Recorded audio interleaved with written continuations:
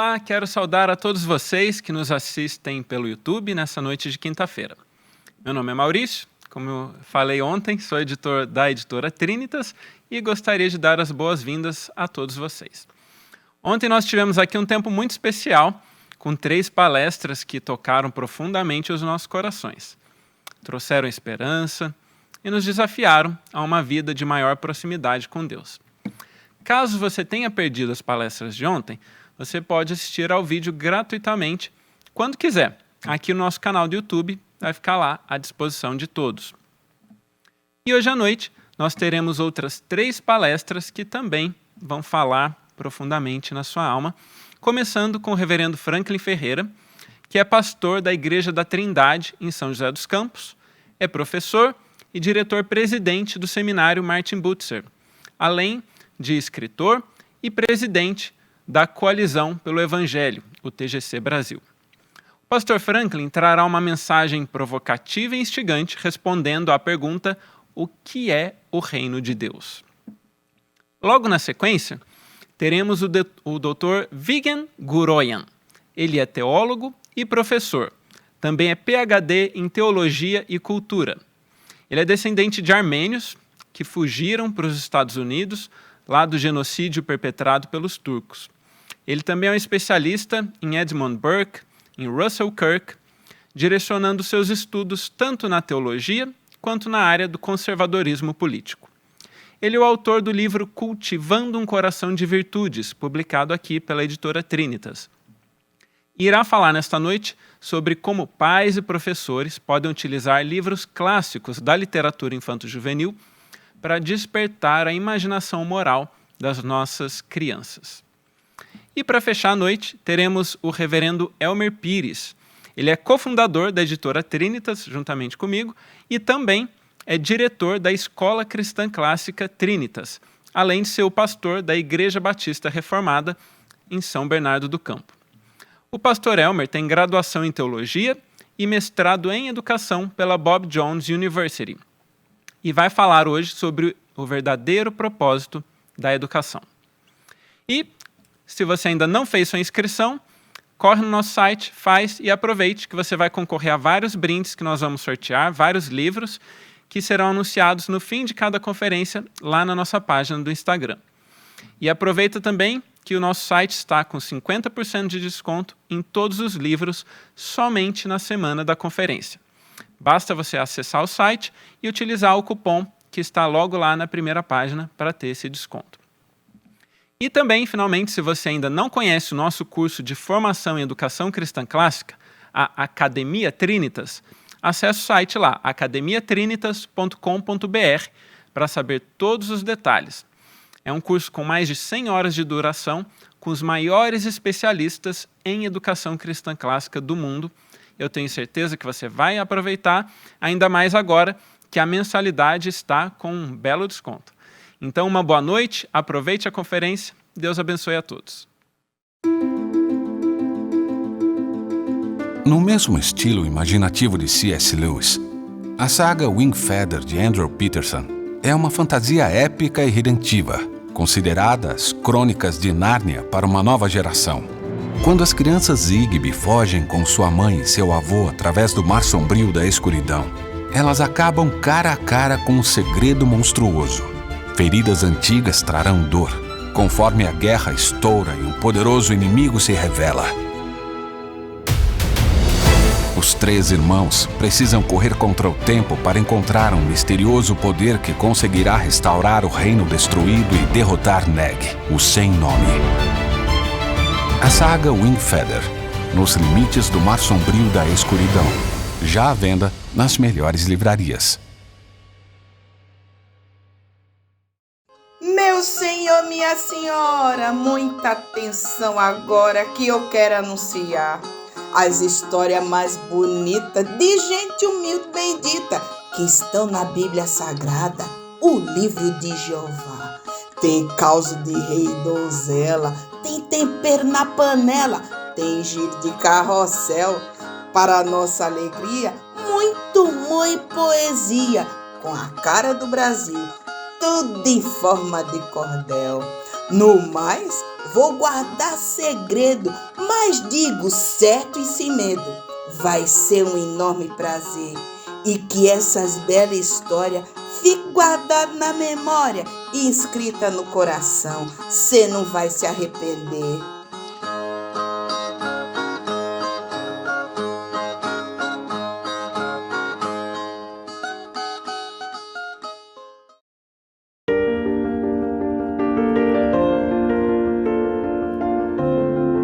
A teologia é um convite para se maravilhar com a grandeza de Deus. É um chamado para ouvir sua voz, partilhar suas palavras. No Seminário Martin Bucer, nossa missão é ajudar discípulos de Cristo no estudo da teologia bíblica, histórica e fiel. Oferecemos cursos online, cursos no formato semipresencial e também um curso de mestrado feito em parceria com o Puritan Reformed Theological Seminary. Se o seu desejo é servir a Igreja de Cristo, o nosso desejo é te capacitar com o ensino teológico que glorifica a Deus. Visite martinbutzer.com ou mande-nos uma mensagem no Instagram.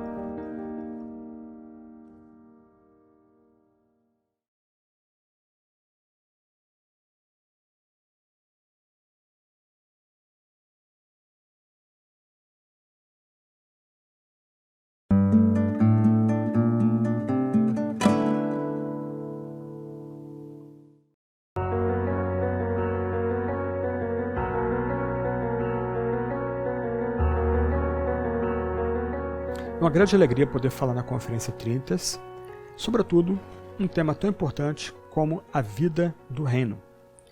Nessa palestra eu gostaria de conceituar com vocês o que vem a ser o reino de Deus. Como Wolfhard Pannenberg escreveu, o futuro do reino de Deus, por cuja vinda os cristãos oram com as palavras de Jesus, em Mateus 6, é a quintessência da esperança cristã, onde tudo mais que está conectado com ele, tanto a ressurreição dos mortos quanto o juízo final, é efeito decorrente da vinda do próprio Deus para a consumação do seu governo sobre a criação. Por isso, ele continua, de acordo com a revelação de Deus atestada na Bíblia, sua realidade está vinculada de forma indissociável com o futuro de seu reino nesse mundo. E ele continua, inversamente, o futuro do reino de Deus deve ser entendido como consumação da criação do mundo. Na consumação da criação estarão eliminados os motivos para a dúvida se esse mundo é a criação de Deus. Com o futuro do mundo e sua consumação, portanto, Deus também ficará definitivamente evidenciado como seu Criador. Desse modo, Pannenberg conclui, o governo mundial de Deus é aquela forma de seu senhorio sobre a criação, pela qual Deus conduz o curso dos acontecimentos do mundo, apesar da independência de suas criaturas e dos males que assim o acometeram, ao alvo destinado por ele às criaturas.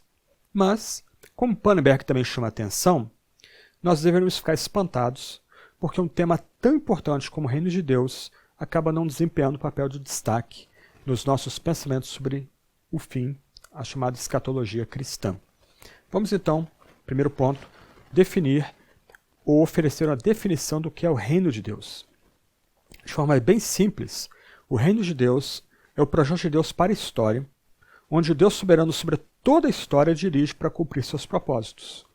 Como Anthony Huckman escreveu, o reino de Deus deve ser entendido como o reinado dinamicamente ativo de Deus na história humana, através de Jesus Cristo, cujo propósito é a redenção do povo de Deus do pecado e de poderes demoníacos e o estabelecimento final dos novos céus e da nova terra.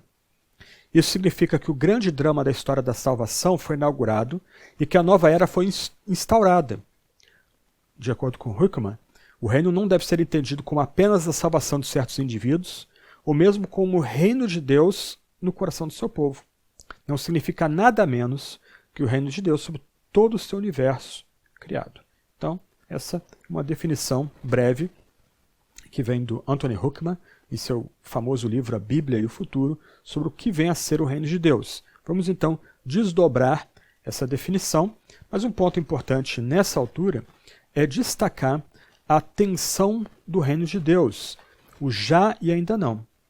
Nesse sentido, segundo ponto então, O tempo da igreja é caracterizado pela tensão entre o já cumprido e o ainda não concluído, onde o já cumprido dá-nos a garantia de que o ainda não concluído será cumprido. Nesse sentido, nós podemos ilustrar essa tensão olhando esse gráfico que vocês vão ver aí, que ilustra a linha de tempo encontrada nas Escrituras. Esse gráfico vem da famosa obra de George Eldon Ladd, Teologia do Novo Testamento. Como você pode ver no gráfico, há uma dupla tensão nas Escrituras. Nessa era, a vontade de Deus é feita nos céus e seu reino a faz presente na terra. Na era vindoura, os céus descem à terra e elevam a existência histórica a uma nova esfera da vida redimida. A era vindoura é uma existência extraordinária, onde o mal é totalmente derrotado e o povo de Deus é levado a desfrutar plena e fielmente a abençoada vida eterna desta era. Cumpre destacar que o reino de Deus já estava presente no Antigo Testamento. Esse é um ponto importante. Okay? Em eventos tais como o êxodo, o cativeiro babilônico, Deus estava agindo em seu poder real para livrar e julgar o seu povo. Entretanto, em sentido concreto, o reino de Deus veio e entrou na história na pessoa de Jesus, como a gente vai ver daqui a pouco, nosso terceiro ponto. Mas é no cumprimento das promessas do Antigo Testamento, no Novo Testamento, que a história do reino é completada e confirmada. Portanto, o reino de Deus é uma realidade tanto presente como futura. Esse reino entrou na história em Jesus para triunfar sobre o mal, libertar os homens do pecado e para trazê-los para o seu reinado. E esse reino aparecerá no final da história como um ato escatológico. Em outras palavras, o reino de Deus envolve tanto o seu cumprimento na história, como sua consumação ao fim da história. Como afirmou Huckman, aquele que crê em Jesus Cristo, portanto, faz parte do reino no tempo presente, desfruta de suas bênçãos e compartilha de suas responsabilidades. Ao mesmo tempo, ele percebe que o reino é presente agora, apenas um estado provisório e incompleto, e por causa disso, ele aguarda por sua consumação final no fim da era. Pelo fato de o reino ser tanto presente como futuro, podemos dizer que ele agora está escondido de todos, exceto aqueles que têm fé em Cristo. Um dia, entretanto, ele será totalmente revelado, de forma que até seus inimigos terão, finalmente, de reconhecer e curvar-se perante seu governo. Esse reino não é um estado que se chega por meio de esforços humanos. Antes, é a ação de Deus na história para estabelecer seu reinado, e esse vem por meio da graça de Deus, na qual os seres humanos ingressam por meio da fé e do arrependimento, por meio das quais eles são mais e mais capacitados a submeterem ao governo de Deus em todas as áreas da sua vida. Como escreveu Gerhardus Voss, arrependimento e fé são simplesmente os dois aspectos principais do reino.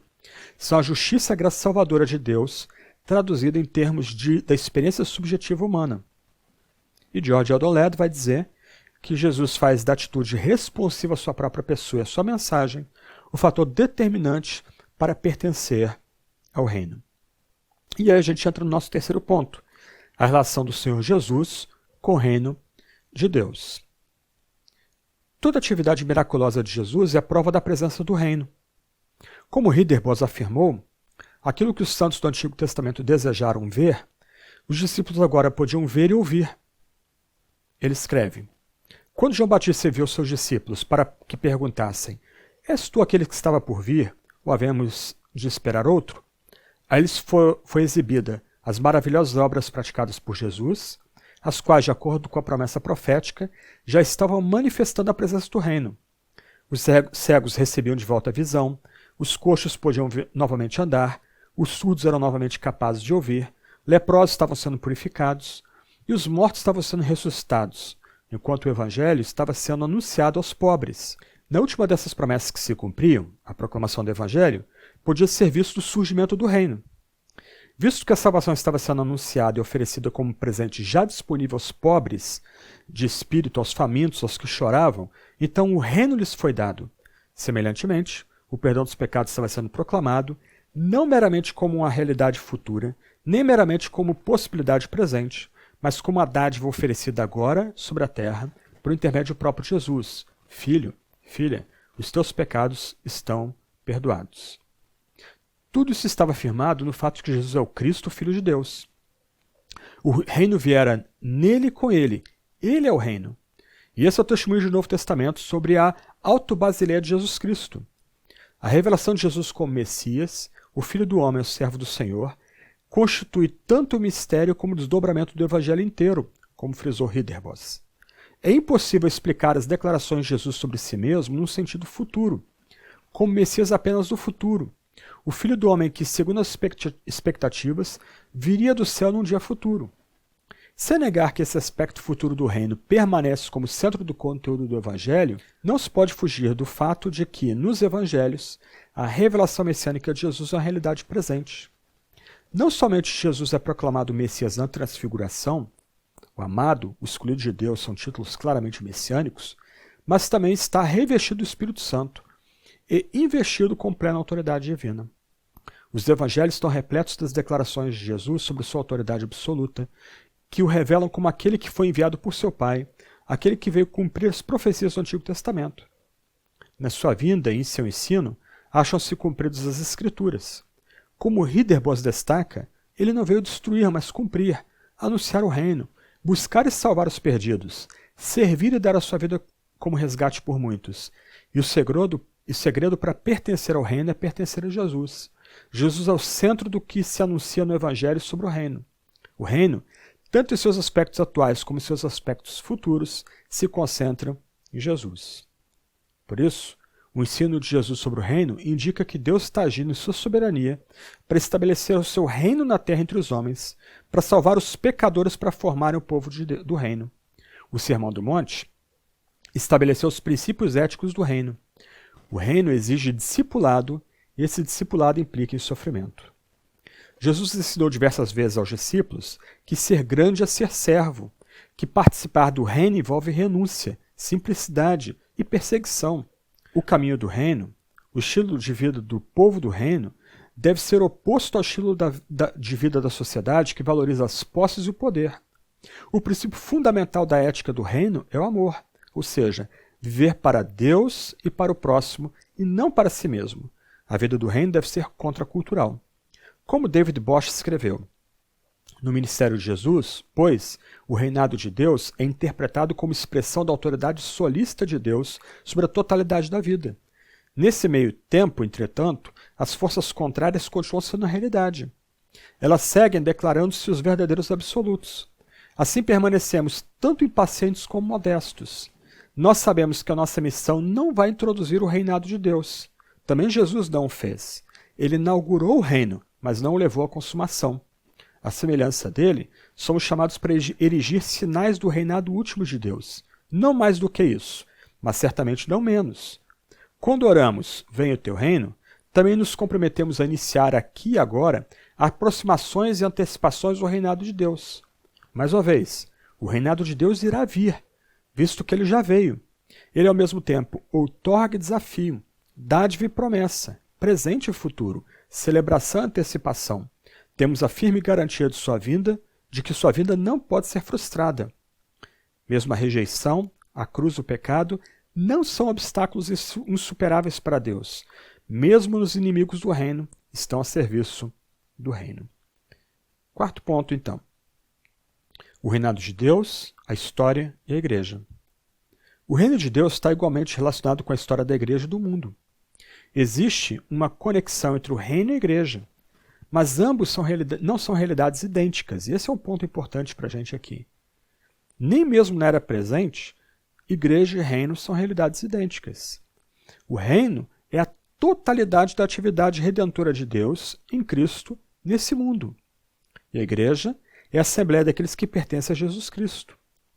Talvez pudéssemos falar em termos de círculos concêntricos, nos quais a igreja é o círculo menor e o reino é o círculo maior, enquanto Cristo é o centro de ambos. Fred Kluster oferece a seguinte ilustração, que você pode ver, para mostrar qual seria a relação entre o reino e a igreja. Podemos dizer que o reino de Deus, sobre todas as esferas do cosmos, é o tema dominante em toda a Escritura, abrangendo desde o reino da criação até o reino da redenção, que alcança seu clímax em Cristo, o Rei Messiânico. Seguindo Kloster, podemos acrescentar um outro círculo, a aliança, que é um instrumento do reino, onde os agentes do reino, os ministros, os pastores, nutrem os cidadãos do reino. A igreja é instrumento do reino, é outro instrumento do reino, onde o exercício das chaves, que a gente aprende em Mateus 16, é administrado. Nesse sentido, a igreja é a comunhão daqueles que receberam o evangelho do reino mediante a fé e o arrependimento, que participam da salvação do reino, que inclui perdão dos pecados, a adoção por parte de Deus, a presença do Espírito Santo e a posse da vida eterna. A igreja, como agente do reino, é exortada a pregar o evangelho ao mundo, sendo, como escreveu Hermann Ridderbos, a comunidade daqueles que aguarda a vinda do reino em glória, os servos que receberam do seu Senhor os talentos na expectativa de sua volta. A igreja, então, recebe sua constituição do reino e, por todos os lados, a igreja é limitada e orientada pelo reino de Deus, pelo seu progresso, pela sua vida futura, sem que, em qualquer ocasião, a igreja se transforme no próprio reino ou se identifique com ele. Aqui é importante, mais uma vez, lembrar o alerta, agora, de Justo Gonzalez e Zaida Perez, que destacam esse caráter gracioso do reino que já tratamos antes. Eles dizem: o reino de Deus não é obra humana, mas de Deus. Com muita frequência, os cristãos têm imaginado que podem trazer o reino de Deus para a terra. Na maioria dos casos, isso tem resultado em políticas de opressão e perseguição que dificilmente dão testemunho do amor de Deus. Em todo caso, constituem a usurpação do poder e autoridade de Deus. O reino é de Deus, não só no sentido em que é Deus quem reina, mas também no sentido de que é Deus quem o traz. Esse é um ponto que a gente tem que ter em mente. O reino vem como um ato gracioso de Deus. Nós já vimos isso antes e agora estamos relembrando essa citação. Precisa ser enfatizado, mais uma vez, que o reino não está confinado às fronteiras da igreja. A transformação produzida pelo cristianismo entre as nações é uma prova do poder e extensão do reino, que opera não apenas externamente, mas também internamente. E o reino prossegue abrindo caminho no mundo através do seu poder redentor. O livro de Apocalipse, que retrata a soberania de Cristo na história do mundo e seu impulso até o fim da história, ilumina especialmente o confronto entre o Cristo Rei triunfante e o poder de Satanás e dos anticristos, que continuou sobrevivendo sobre a terra e batalhando contra Cristo e sua igreja. Pois, por mais que o reino invada a história com sua bênção e seu livramento, e por mais que seja um poder salvador, será através de uma crise final e cósmica que o reino, na qualidade de um reinado visível e conquistador, de paz e salvação, alcançará sua realização nos novos céus e nova terra. Por fim, o reino está intimamente relacionado com a evangelização e responsabilidade social. O reino é o poder de Deus, operando na história, que traz boas novas aos pobres, liberdade aos cativos, vista aos cegos e libertação aos oprimidos. Como consequência, a evangelização e a responsabilidade social do cristão só podem ser entendidas unicamente à luz do fato de que em Cristo Jesus, o reino de Deus é agora uma realidade presente e ao mesmo tempo esperança futura, um já cumprido e ao mesmo tempo ainda não concluído.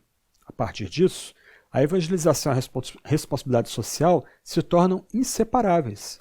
O Evangelho é a boa nova acerca do reino de Deus, e as boas obras são sinais do reino para os quais fomos criados em Cristo Jesus.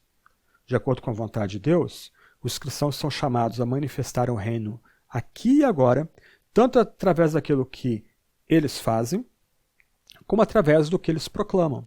A missão dos cristãos é a manifestação histórica do poder do Espírito por meio da palavra e da ação. Em conclusão, algumas questões práticas aqui para refletirmos à luz dessa conceituação do que vem a ser o reino de Deus e de alguns temas correlatos. Primeira aplicação para nós aqui. O reino de Deus é maior do que a igreja. Nesse sentido, a igreja e igrejas locais devem se entender como parte do reino. E os seus membros devem ser estimulados a se envolverem e cooperarem em tarefas que expandam o reino. E as igrejas locais não devem se perceber como em competição, mas as igrejas locais devem se ver como em cooperação para a expansão do reino no poder do Espírito. Como visto acima, segunda aplicação nossa aqui, o que caracteriza a escatologia do Novo Testamento, sobretudo quando a gente pensa no tema do reino de Deus, é a tensão entre o já cumprido e o ainda não concluído. O crente já está na era escatológica, mas ainda não está no estado final. Ele já experimenta a presença do Espírito Santo, mas ainda espera por seu corpo ressurreto. Ele vive nos últimos dias, mas o último dia ainda não chegou. Em suma, as bênçãos que os cristãos já experimentam antecipam as ricas dádivas que ainda ocorrerão no futuro, no dia da vinda de Cristo e da ressurreição do corpo. Terceira aplicação. A tensão entre o já cumprido e o ainda não concluído implica que, para o cristão, a luta contra o pecado continua ao longo da presente vida. Mas essa é uma luta que travamos já certos da vitória final. Sabemos que Cristo desferiu um golpe mortal no império das trevas e que a condenação de Satanás é certa.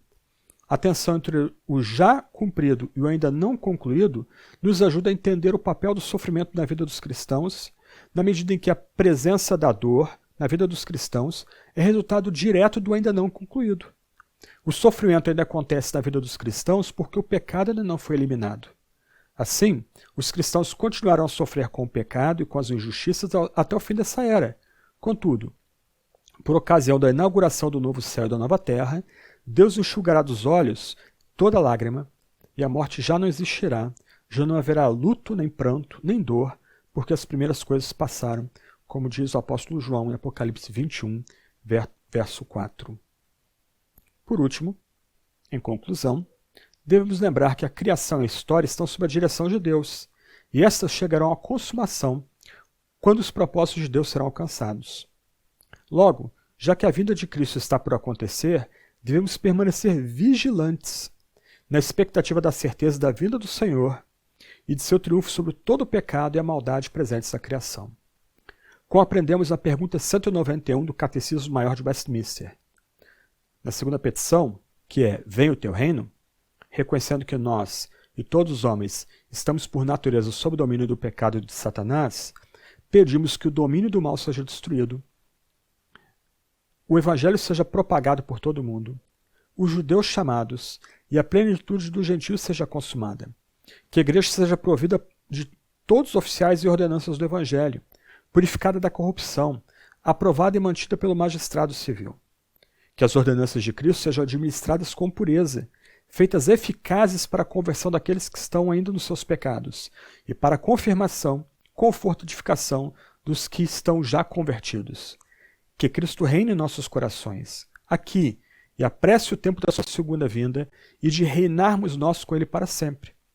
Que lhe apraza exercer o reino do seu poder em todo o mundo, do modo que melhor contribua para esses fins. Desse modo, a vinda do Senhor, como diz Paulo em Tito 2,13, é nossa bendita esperança. Na época de desesperança, afirmamos que a esperança cristã não está fundamentada na noção humanista e otimista da natureza humana, nem na crença marxista de que a sociedade pode ser transformada por mudanças sociais. Pelo contrário, o cristão tem a suprema esperança de que o Rei dos Reis e Senhor dos Senhores virá em glória para consumar a criação por meio do Espírito Santo e vindicar a justiça de Deus. A isso, os cristãos só podem exclamar: Maranata. Vem, Senhor, traga o teu reino.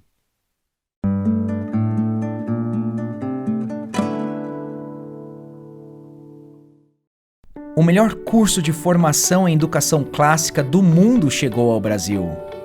Um curso completo, contendo mais de 100 horas de duração, ao longo de 12 meses, com o propósito de treinar pais e educadores para oferecer a melhor educação às nossas crianças. As aulas são ministradas por professores com mestrado, doutorado e décadas de experiência em educação cristã clássica. Venha para a Academia Trinitas e faça sua matrícula.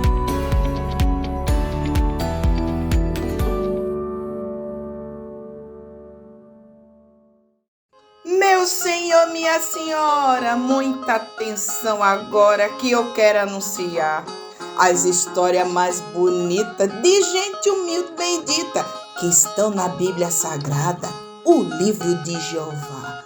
Tem causa de rei e donzela, tem tempero na panela, tem giro de carrossel. Para nossa alegria, muito poesia, com a cara do Brasil, tudo em forma de cordel. No mais, vou guardar segredo, mas digo certo e sem medo.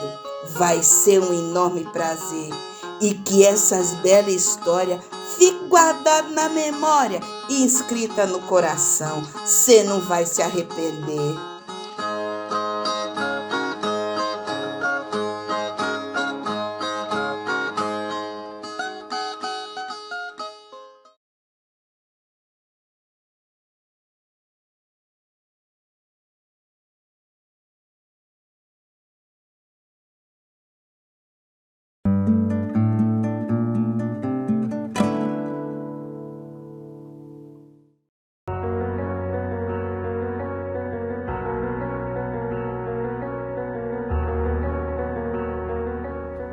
Greetings in the Lord.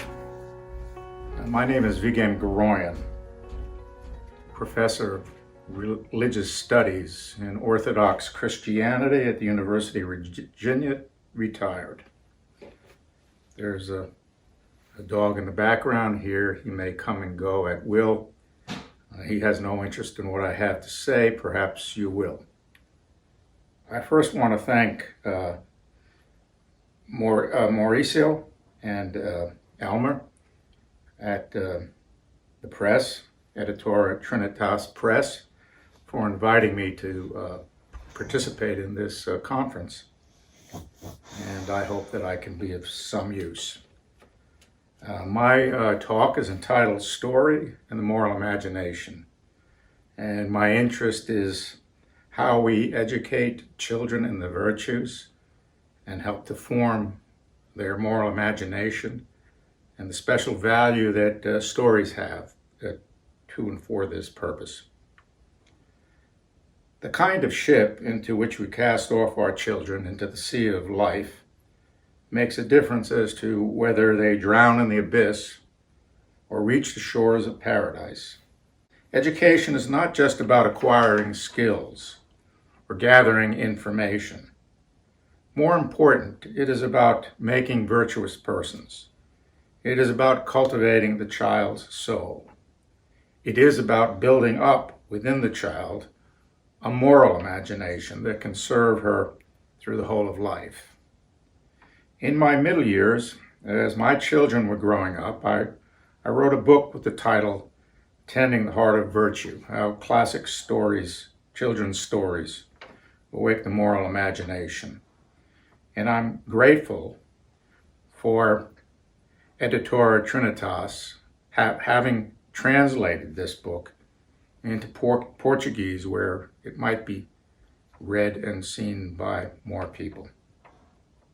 In that book, I endeavor to demonstrate to parents and teachers how they might contribute to this end of launching youth on the path of a well-lived life, equipped with the virtues to help them better discern good from evil and to choose to do the right thing in all cases. I will say something more in a moment about the moral imagination, what it is, how it comes to be, and how it functions. But first, let me reflect briefly on the virtues with which the moral imagination is allied and which it serves. I think of the virtues as gemstones. Each is a solid with a permanent color and shape. If we throw a diamond into a pond and it lays there for 1,000 years, the diamond does not change, nor does its beauty diminish. And when discovered again, there will be no mistaking it for a common stone. The virtues are like that. They are not passing beliefs or values that come and go with the times. They are among the permanent things that belong to our human nature, and they have an enduring quality. They empower us to become complete human beings. Humanity has given names to the virtues. Every great religion and culture has done this.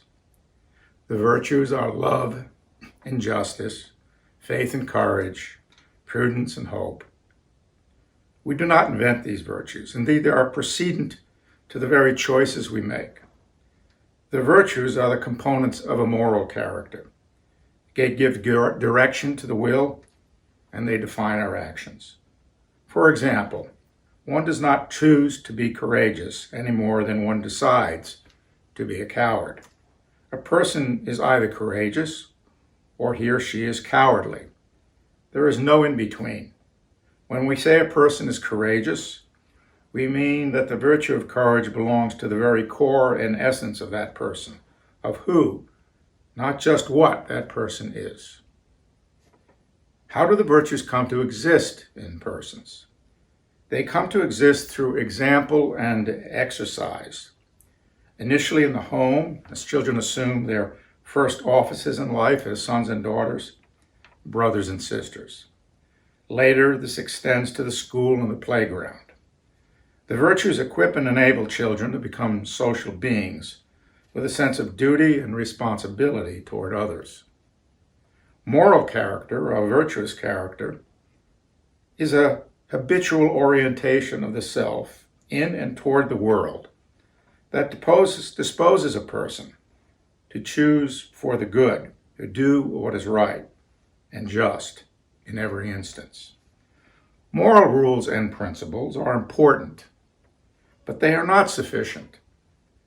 Their application, whether for good or ill, depends entirely upon the character of the agent. If a child merely memorizes rules and principles, unsupported by virtue and a moral imagination, that child might just as easily use these rules and principles for selfish or destructive ends as for the good. The great 20th century Jewish philosopher Martin Buber tells a story about his early teaching experience when he made the dreadful mistake of giving mere instruction in ethical rules and principles while not attending to the formation of character. In his essay, The Education of Character, Buber recalls, "I tried to explain to my pupils that envy is despicable, and at once I felt the secret resistance of those who were poorer than their comrades. I tried to explain that it is wicked to bully the weak, and at once I saw a suppressed smile on the lips of the strong. I tried to explain that lying destroys life, and something frightful happened. The worst habitual liar of the class produced a brilliant essay on the destructive power of lying." Now, whether or not a carpenter is a good man does not determine the effectiveness of how he handles a saw or a hammer, or the quality of the cabinets he builds. Morality is different, however. Moral rules and principles are not mere tools like the carpenter's saw and hammer. The correct use and application of moral rules and principles depends entirely upon the character of the agent and the manner in which that agent inhabits the world. This is the point that Buber is making. Likewise, law is not at the heart of morality either. A legalism that presumes to cover every contingency of life with a rule and a sanction is as misbegotten as the reformist doctrine that maintains all one need do is instruct children to think for themselves, and they will find their own moral compass. Moral character is more complicated than either of these doctrines lead us to believe. The Greek word from which our English word character comes means quite simply enough and literally an impression, so that we might say that moral character is an impression stamped upon the self. We often equate freedom with morality and goodness. But this is naive because freedom is transcendent. I mean that it is the precondition of choice, not choice itself. Depending on one's character, one is drawn either to goodness or wickedness. Freedom may be enacted for good or for ill. The moral virtues cannot be taught. Aristotle distinguishes between two forms of virtue. The first he calls intellectual virtue, and the second he names moral virtue. Intellectual virtue belongs to the rational part of the soul. It gives insight, yet it remains a dry, marrowless bone unless infused and enlivened by moral virtue, which is moved by desire. Moral virtue engages the will, and a choice is made to do that which is right or good. Moral virtue is also a kind of habit. It grows out of life lived, in which doing the right thing becomes a second nature. While raising my own children, I concluded that short of prematurely throwing them directly into life's vicissitudes, stories were a medium by which I could acquaint them with the virtues. If not learned like one memorizes the alphabet, nonetheless, the virtues can be made familiar and communicated through stories that engage both the rational and affective dimensions of the self. I believe that stories are the most powerful medium through which the permanent things of the moral life can be brought to life for children. Indeed, we live storied lives. I also believe that stories are crucial in the formation of the moral imagination upon which virtue is dependent in order that it be brought to life. So let me now go on to speak of the moral imagination. The moral imagination is not something we receive passively. Rather, the moral imagination is active, both in our waking hours and when we sleep. It is not instinct, as in the beast, or reason alone, as with the angels, but rather an attribute and expression of the freedom, passion, memory, and reason that all of which constitute our humanity. The moral imagination is transformative, it is unitive, and it is creative. It transforms memories into analogies and metaphors. Thus, memories gain a symbolic value. The moral imagination is a special form of perception. It is like the light that enters the eyes and enables us to see, whereas in the darkness there is much that we cannot see. The moral imagination unites our inner experience with the world that surrounds us, and with a special vision with which it endows us. It gives us the capacity to make culture, whether that be music, art, literature, or poetry. Now, as I already have said, stories are especially important in children's lives and for the formation of a healthy imagination. This is because stories compensate for the life experience that children lack, or for which they are not yet prepared. Stories introduce them to the virtues through characters with whom they can identify, as they themselves struggle to exercise their freedom imaginatively and responsibly in relation to family and friends and the rest of their growing world. George MacDonald, a great storyteller of the Victorian era, was of the persuasion that an acquaintance with nature is even more essential than story for the formation of the moral imagination. Thus he urged that we encourage children, and I quote him, to observe vital phenomena, to put things together, to speculate from what they see to what they do not see. The sort of attentiveness to nature that MacDonald recommends runs much deeper than the observation and experimentation of natural science. MacDonald commends to us the exercise of poiesis. Poiesis happens when the imagination takes hold of the symbolic character of creation, finds meaning in it, and brings forth some new expression of that truth. As we experience the world through our imaginations, we discover an inexhaustible treasure house of forms and images.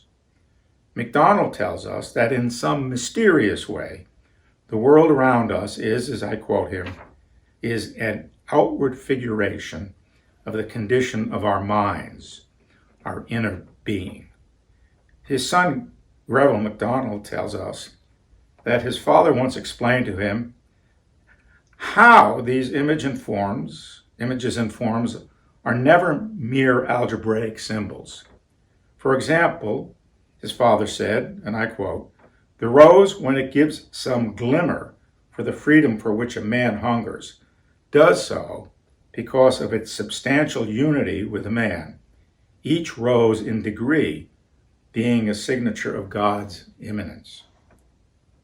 And when we put into words this experience of the external world with its forms and images, and relate that experience to our inner self, our very humanity in all its depth and complexity of meaning is unveiled. The very essence of things and the world in its wholeness are revealed to us, along with our relationship to that world. What would we do, for example, without the lion to remind us of the nobility that belongs to our nature, or the owl for the wisdom into which we must mature as human beings. MacDonald reminds us that, and I quote him, "The coldest word was once a glowing metaphor and bold, questionable originality." Thy very attention, does it not mean an attentio? A stretching to, he continues. Take any word expressive of emotion. Take the word emotion itself, and you will find that its primary meaning is of the outer world. As the rustling and the agitation of trees is analogized to the self and its inner disturbances, the imagination grasps the symbolic nature of the world itself and transforms human language and knowing in the process. All worlds, MacDonald concludes, are originally poetic words, but we eventually forget the poetry in them. They cease to be poetic because they grow old for us as we put them to the service of more practical needs. Utility mutes and overwhelms poetic knowledge and truth. And we live in a utilitarian time. But must we, in our modern education, deny that this original experience of the world and our relationship to it, must we forfeit it to all that is practical and instrumental? Are we really determined to be blind to the fact that our children are poets? Because, make no mistake about it, even the smallest child is a participant in an order of mystery and being that is symbolical, semiotic, and permit me to add, as a theologian, sacramental. God brings the universe into existence afresh at every moment, and God is the one poet for whom the world never grows old. The small child is a reminder to us of this very thing, this very God. My mother passed away nearly 5 years ago. She was 90, and she got to see 3 of her 6 grandchildren. My daughter's middle child, Harris, was not yet 4 when my mother died. He called my mother Medzmaitik, which is Armenian for grandmother. The spring after her death, on a bright and sunny day, with not a cloud in the sky, Harris looked up, then turned to his mother and said, "Mommy, I know why I can't see Medzmaitik. She is with God behind the sun, and she is growing more beautiful with him every day." Children are literate. Children are poets from the very beginning. God has equipped them with profound imaginative powers, to which we blind ourselves when we stretch them out in their schooling on a Procrustean bed of skills and facts. I do not deny that they need some of this, but children also are born with a capacity to read out meaning from the world around them, meaning of which we ourselves in our adult lives often grow forgetful. I have more than seen the deadening results of this kind of education in the classroom. More than a decade ago, when still teaching at Loyola College in Baltimore, Maryland, I assigned Walker Percy's novel, The Thanatos Syndrome, in my ethics class. The protagonist of Percy's novel is a psychiatrist with the very suspicious name of Thomas More. More has a theory about human types that he, as the first-person narrator, reveals to the reader at the very start of the novel. He puts all of his patients in one of 2 categories. They are either bluebirds or blue jays. On the first day of class discussion, I realized that Moore's metaphors had almost completely escaped my students' understanding. So I raised the question to them, have you observed these birds in nature? And are you at all familiar with the distinctive habits and temperaments of bluebirds and blue jays? Perhaps for starters, you could identify for me the physical attributes of each. They had a difficult time. It is not that my students, some 60 in all, had lacked a practical definition of a metaphor, for that is what Percy was making in his classification of people as either blue jays or blue birds. The meaning of metaphor had been defined for them in their required English courses. No, they lacked habits of observation and poiesis that come naturally to the child, much less so even to college-age students. They hadn't a personal knowledge of metaphor, which only an active moral imagination engenders. I not only suspect that they had spent too much time indoors in front of a screen or out of doors equipped with earbuds, I also am certain that they had spent years in school being taught that learning is about collecting facts from specifically prepared books that do not need to be interpreted. In our culture, metaphor is discarded and replaced with the so-called facts. And we justify this because we have come to believe that solely in these facts does truth reside. Thus, in education, we train minds to detect these facts, much as one breaks in a baseball glove. And meanwhile, the moral imagination is neglected, left unguarded, and untrained. George Santayana, an eminent philosopher of the past century, discerningly observed this about images and their powerful influence on our consciousness, imagination, and behavior. Our perceptions, he wrote, do not remain in the mind as would be suggested by the trite simile of the seal and the wax, passive and changeless until they fade. Rather, he wrote, perceptions fall into the brain as seeds into a furrow, or even as sparks into a keg of powder. And these images, in turn, he pointed out, give life to more images, sometimes slowly and subterraneously, sometimes with a sudden burst of fancy. This is a description of the imagination at work, and yet how effective we have become at stilling it in the youngs.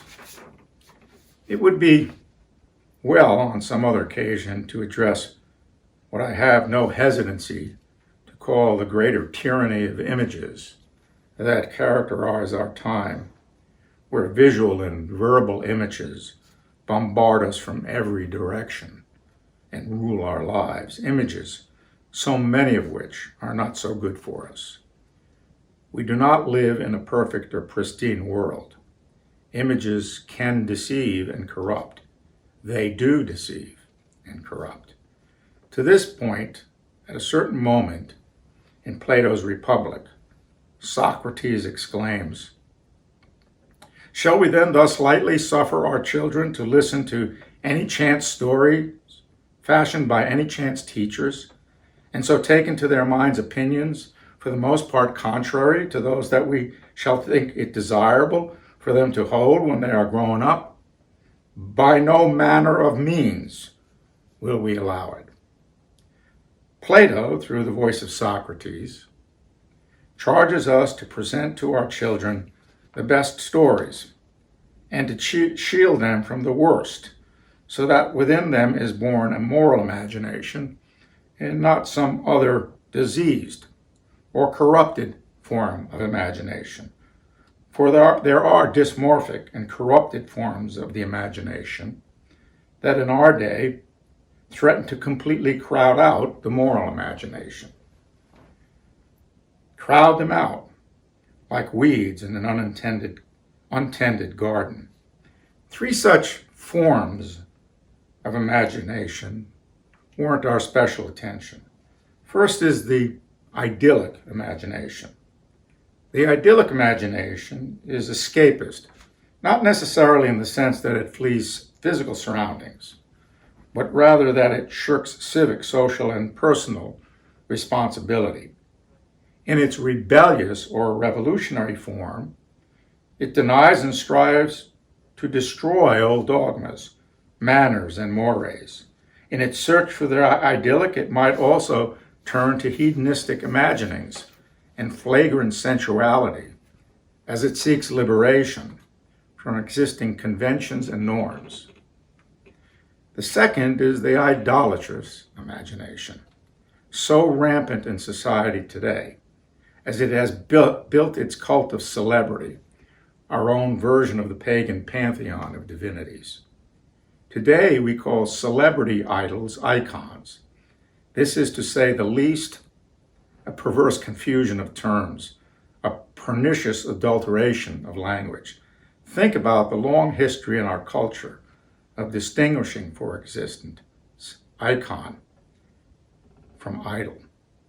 The adoration we give these stars, whether of the cinema, sports, or in politics, comes not without damage to our souls.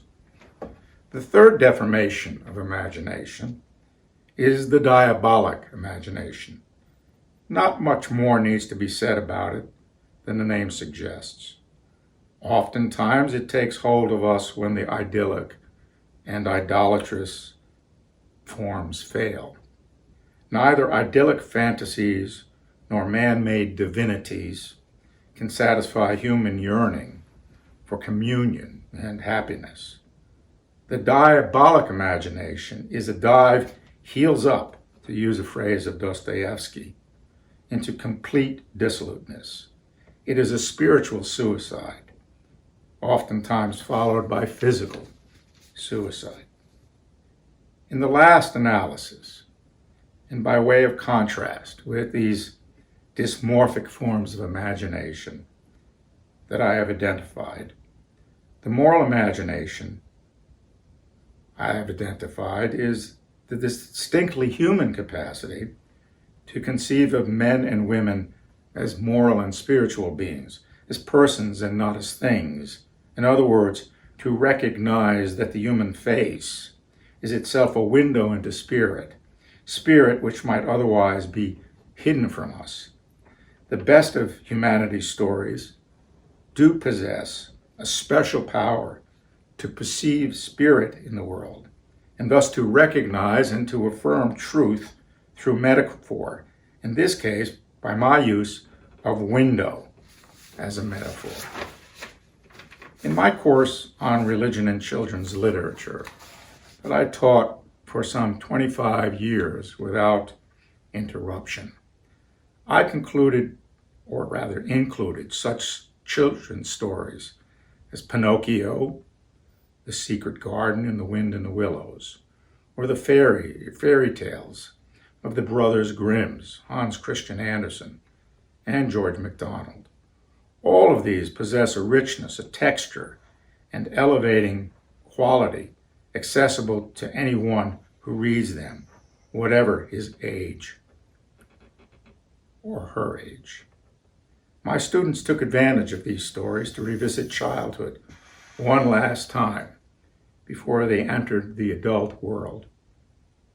They told me and continue to tell me in letters and phone conversations and visits to my home how wonderfully satisfying that experience was.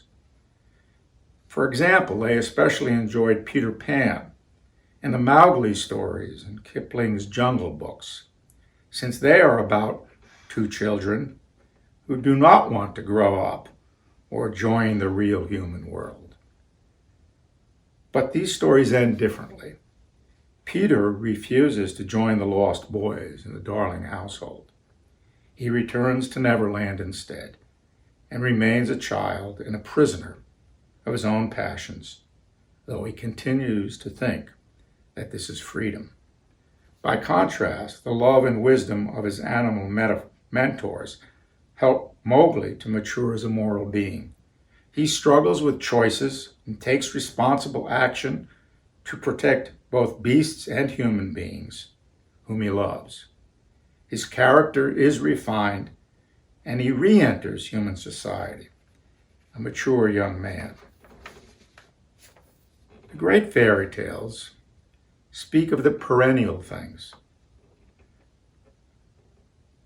such as the joy of the birth of the first child and the crippling sorrow of illness and deformity, childhood fears of getting lost, matched by childhood desires to escape parental authority, the love that binds siblings and the rivalry that tears them apart, the naming we do that gives identity, and the naming we also do that confuses identity, the curses of dread malefactors and the blessings of welcome benefactors, the agony of unrequited love and the joy of love that is reciprocated. I believe in moral truths that enable us to live and prosper, and which are no less important to living than the nutrition we receive from food and drink. Especially when young, we need to be fed on these truths as they come to us through the great stories of our race. And I agree with my whole heart and mind to G.K. Chesterton, who declares, "The truth of human tradition and handing it on with a voice of authority, an unshaken voice, that is the one eternal education, to be sure enough that something is true, that you dare to tell it to a child." Thank you. That ends this lecture.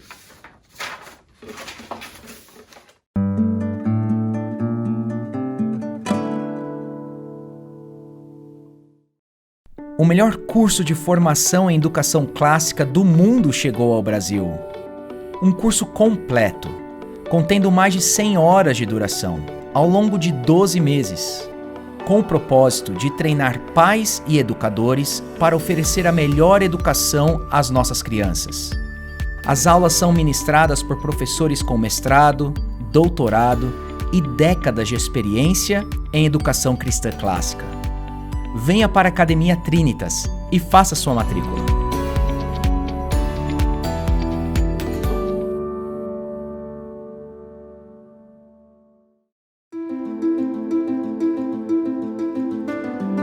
Um mundo aterrorizado por um mal inominável.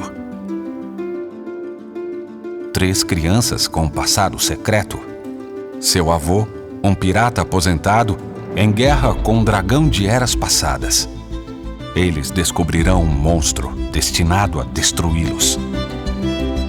A saga Wingfeather, Nos Limites do Mar Sombrio da Escuridão, já à venda nas melhores livrarias.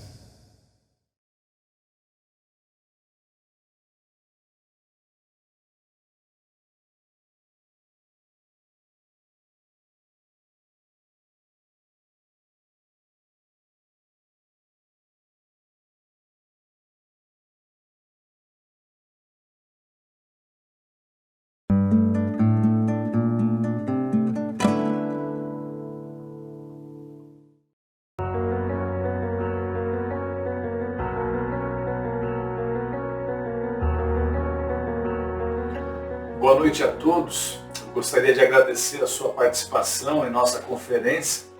O tema da minha palestra girará em torno da educação, mais especificamente sobre os seus propósitos. A pergunta que eu buscarei responder ao longo dos próximos minutos é a seguinte: qual é o propósito da educação? Veremos logo mais que a resposta a essa pergunta é crucial, pois ela revela 2 verdades.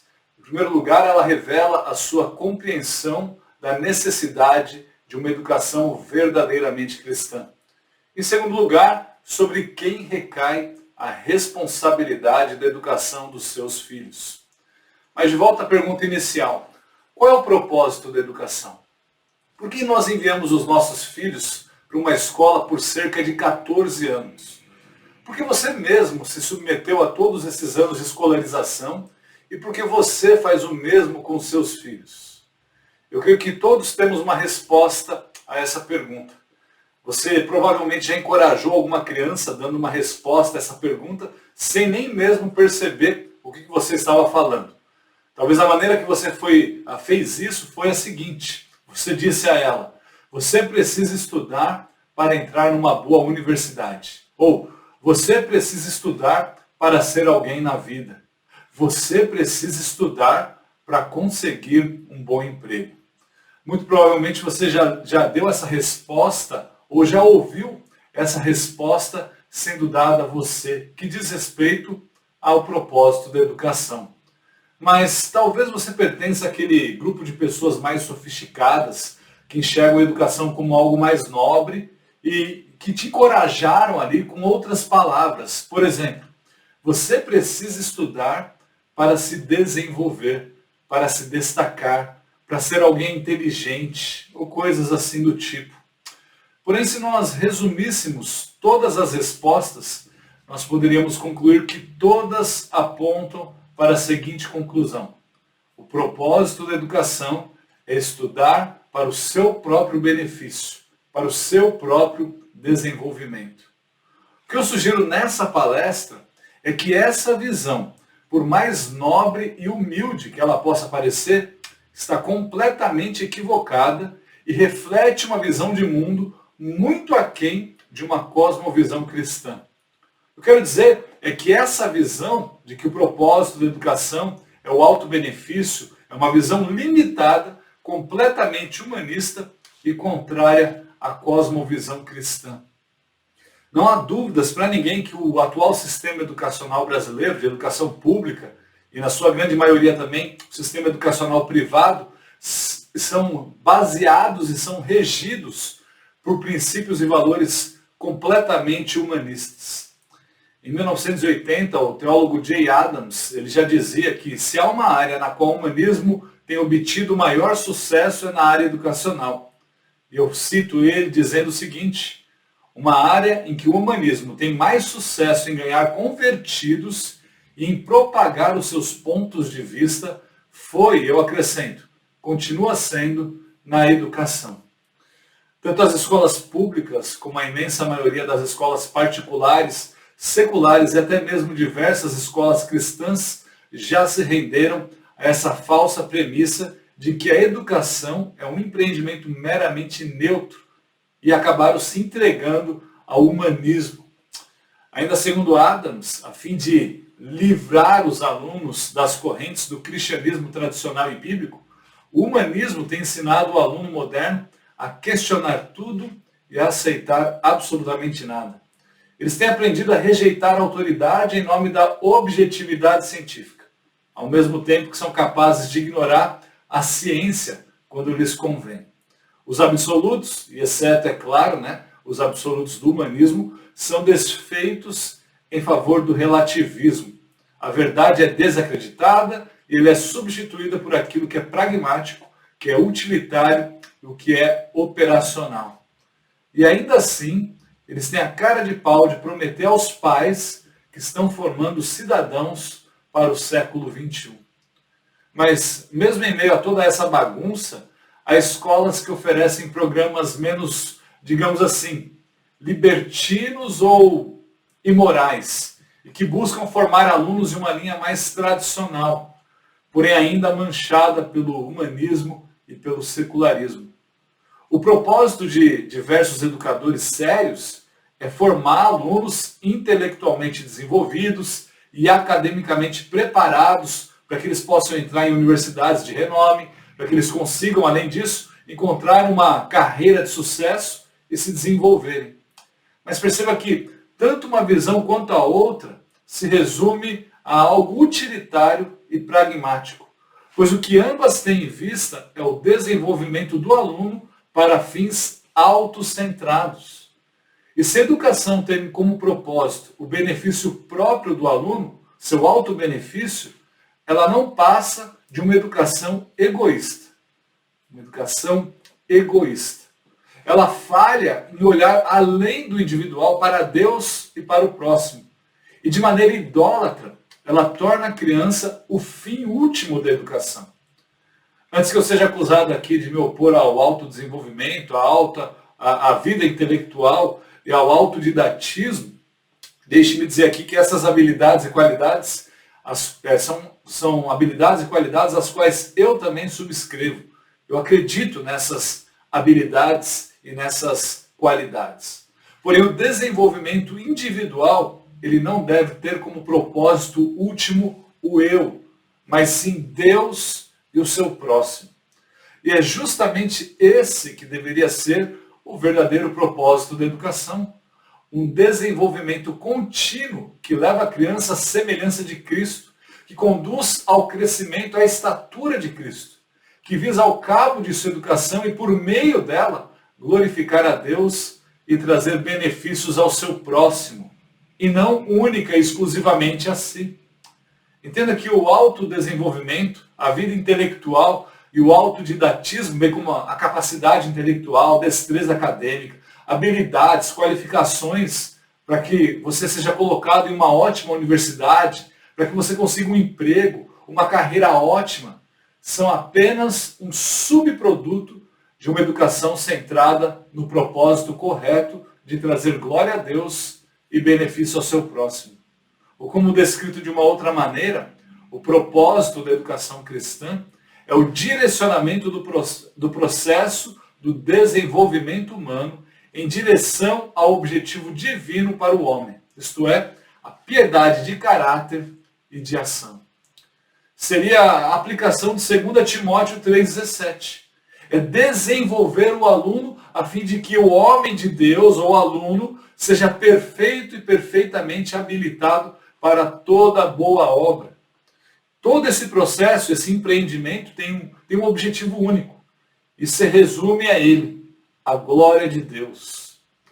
Lá em 1 Coríntios, capítulo 10, versículo 31, versículo que todos nós conhecemos, somos ordenados a fazer tudo, absolutamente tudo, para a glória de Deus.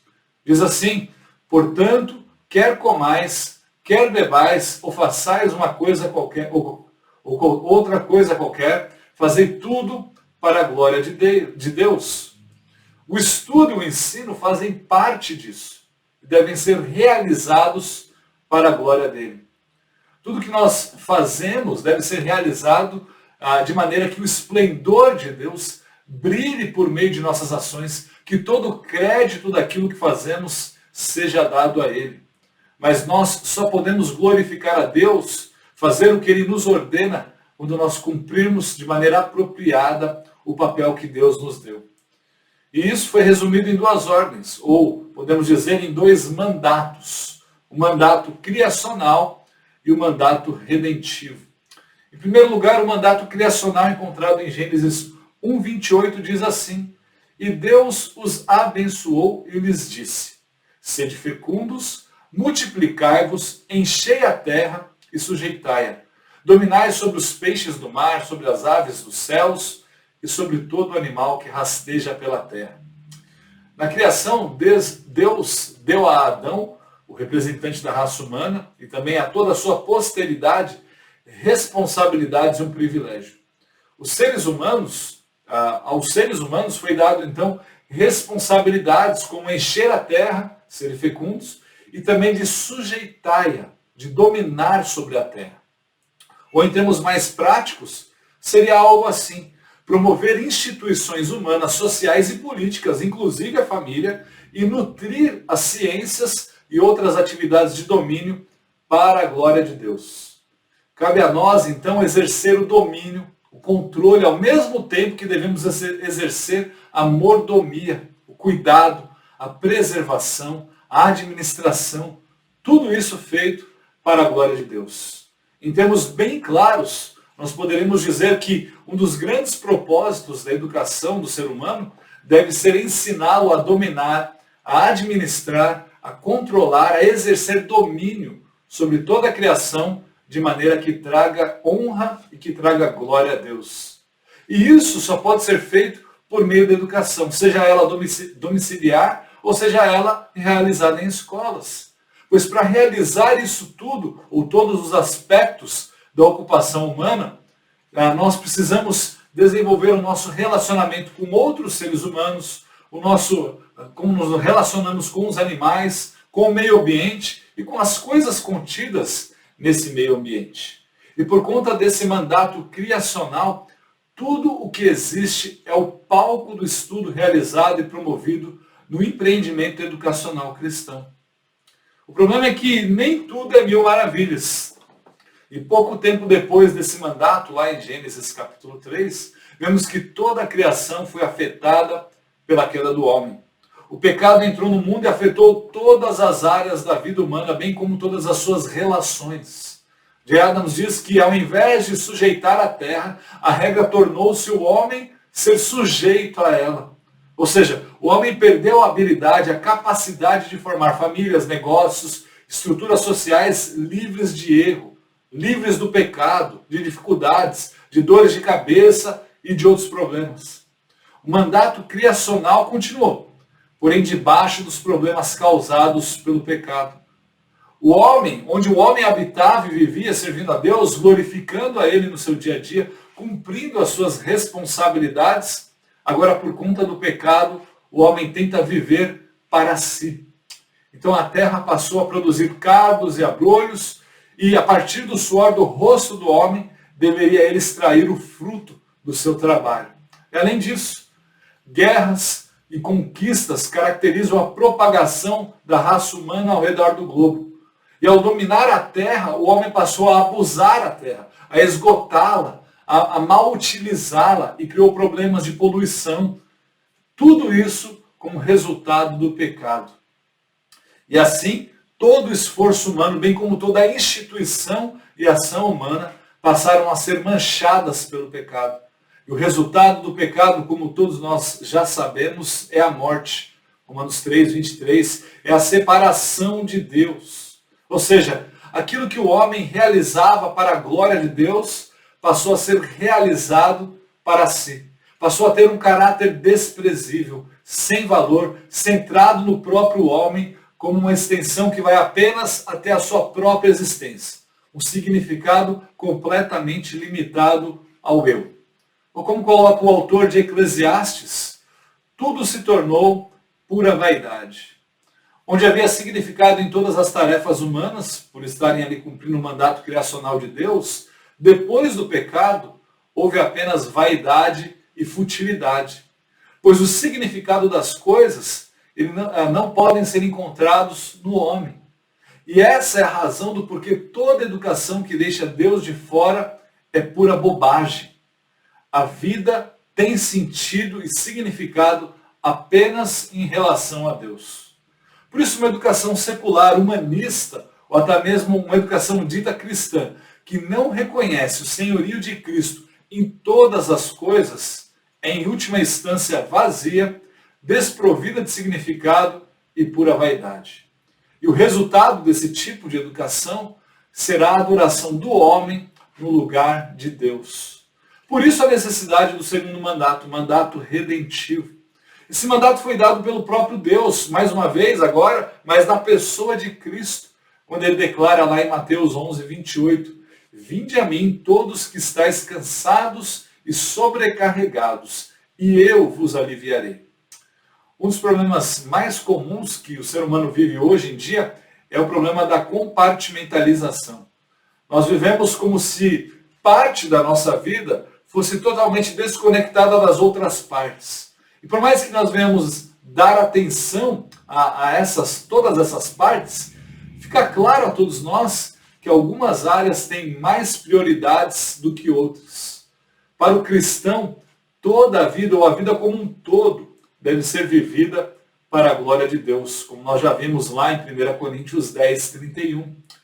Isso significa que a educação cristã é uma educação que deve treinar os alunos, objetivando uma mudança pessoal do seu ser como um todo, e não algo voltado apenas para fatos e testes.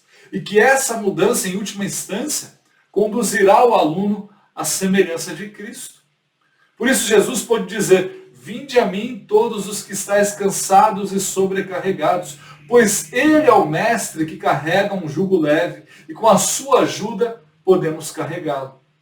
Adams salienta que esse comando vai além da óbvia conclusão de que todos nós já sabemos, que Jesus está tratando ali da salvação.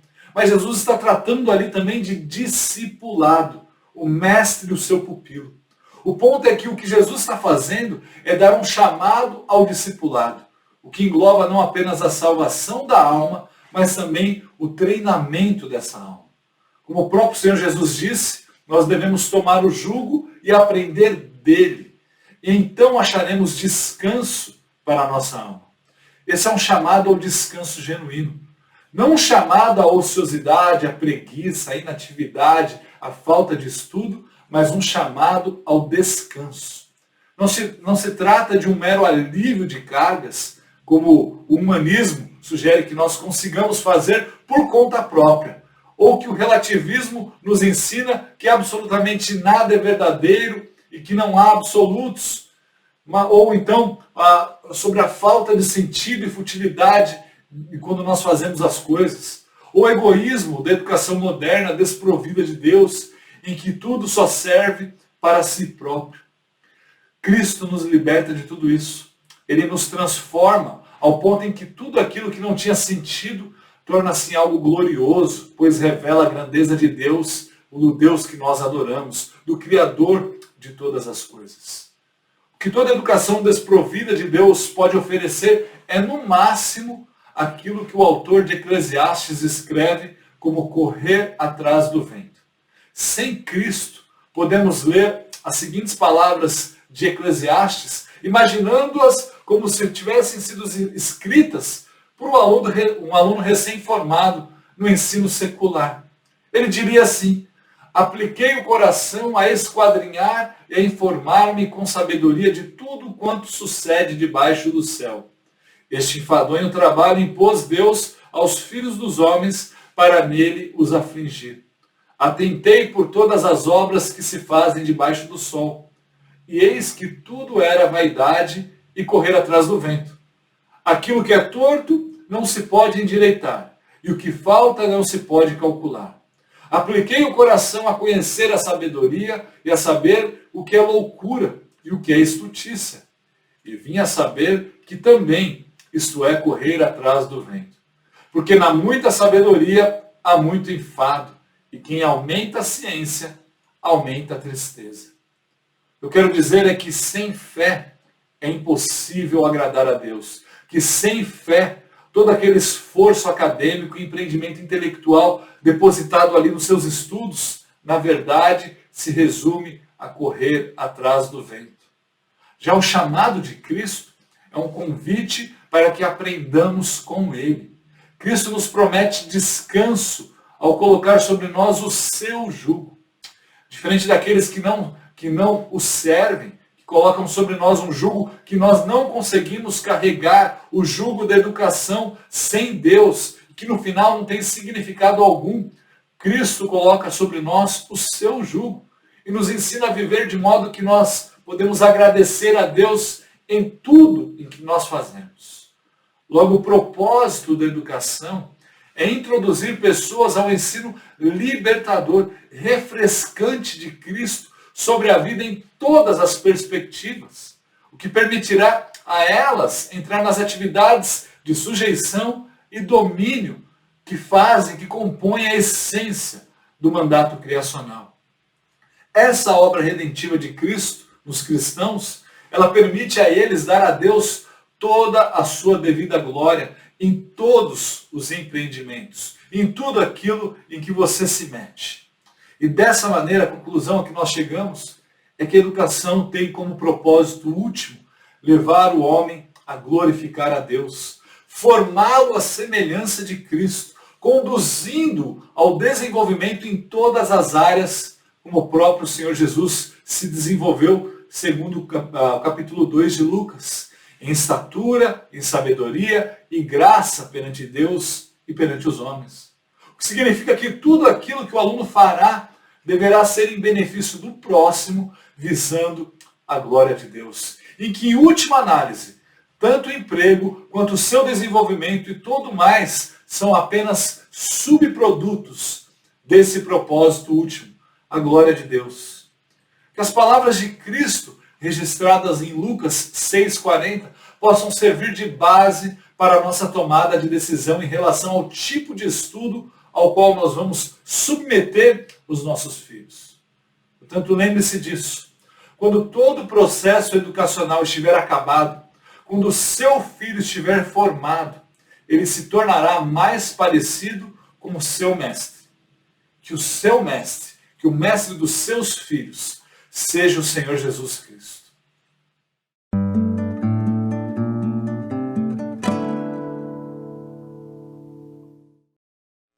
Essa foi a nossa segunda noite de conferência. Tenho certeza que você aprendeu muita coisa e foi desafiado por meio das mensagens expostas. Caso você queira saber mais sobre o tema da palestra do Dr. Vigen Guroian, não deixe de ler o excelente livro que ele publicou, Cultivando um Coração de Virtudes. E, mais uma vez, se você não fez ainda a sua inscrição, faz. Se já fez, corre lá para o Instagram e checa se você foi um dos premiados no nosso sorteio de hoje. E aproveita que o nosso site está com 50% de desconto em todos os livros publicados pela editora Trinitas. Mas só vale até o fim da conferência, então não perde tempo. E amanhã nós vamos voltar com o nosso terceiro dia de conferência, aqui no nosso canal, às 19h30, no YouTube. Boa noite, até amanhã. Deus abençoe a todos.